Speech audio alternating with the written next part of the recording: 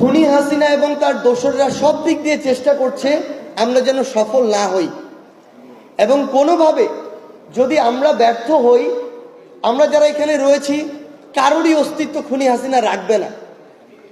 ওই 5ই অগাস্টের আগে যেমন এমন অনেক শহীদ পরিবার রয়েছে ঠিকমতো দাফন করতে দেওয়া হয় নাই, বাড়িতে থাকতে দেওয়া হয় নাই, থানায় হয়রানি করা হয়েছে, আবার যদি খুনি হাসিনা দোসররা আসে একই কাজ করা হবে।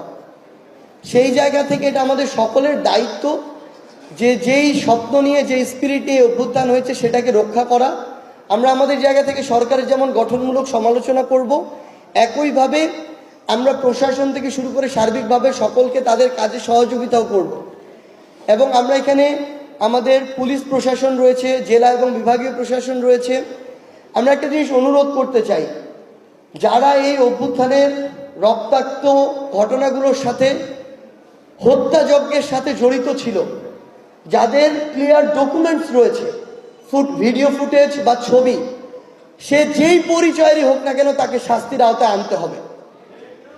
আমরা যদি মনে করি যে সে ছাত্রলীগ, যুবলীগ, আওয়ামী লীগের নেতা, সে পুলিশের সদস্য ছিল, সে সরাসরি হত্যাযজ্ঞের সাথে জড়িত, আমার ছবি আছে, ভিডিও ডকুমেন্টস আছে, তারপরও কিছু করাটা রিস্কি, তাহলে আমরা সরি, আমরা মনে করি আপনি আমাদের এই অভ্যুত্থানের স্পিরিট ধারণ করেন না, আপনি তাহলে এই দায়িত্ব ছেড়ে অন্য জায়গায় যেতে পারেন।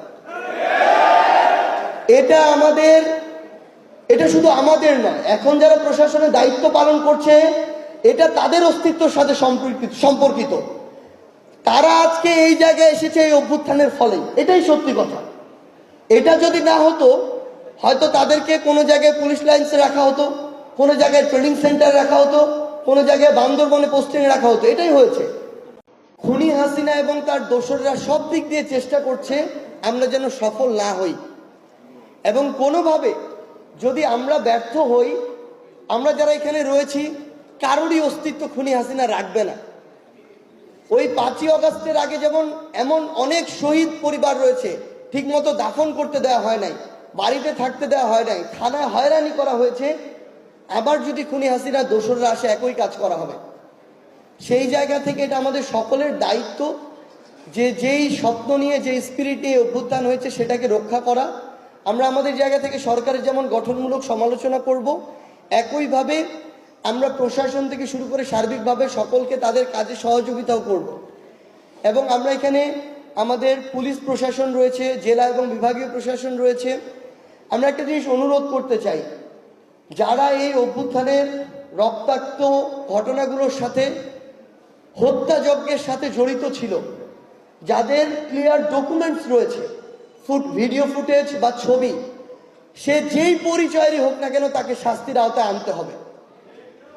আমরা যদি মনে করি যে সে ছাত্রলীগ, যুবলীগ, আওয়ামী লীগের নেতা, সে পুলিশের সদস্য ছিল, সে সরাসরি হত্যাযজ্ঞের সাথে জড়িত, আমার ছবি আছে, ভিডিও ডকুমেন্টস আছে, তারপরও কিছু করাটা রিস্কি, তাহলে আমরা সরি, আমরা মনে করি আপনি আমাদের এই অভ্যুত্থানের স্পিরিট ধারণ করেন না, আপনি তাহলে এই দায়িত্ব ছেড়ে অন্য জায়গায় যেতে পারেন। এটা শুধু আমাদের নয়, এখন যারা প্রশাসনের দায়িত্ব পালন করছে এটা তাদের অস্তিত্বের সাথে সম্পর্কিত। তারা আজকে এই জায়গায় এসেছে এই অভ্যুত্থানের ফলে, এটাই সত্যি কথা। এটা যদি না হতো হয়তো তাদেরকে কোনো জায়গায় পুলিশ লাইন্সে রাখা হতো, কোনো জায়গায় ট্রেনিং সেন্টার রাখা হতো, কোনো জায়গায় বান্দরবনে পোস্টিং রাখা হতো। এটাই হয়েছে।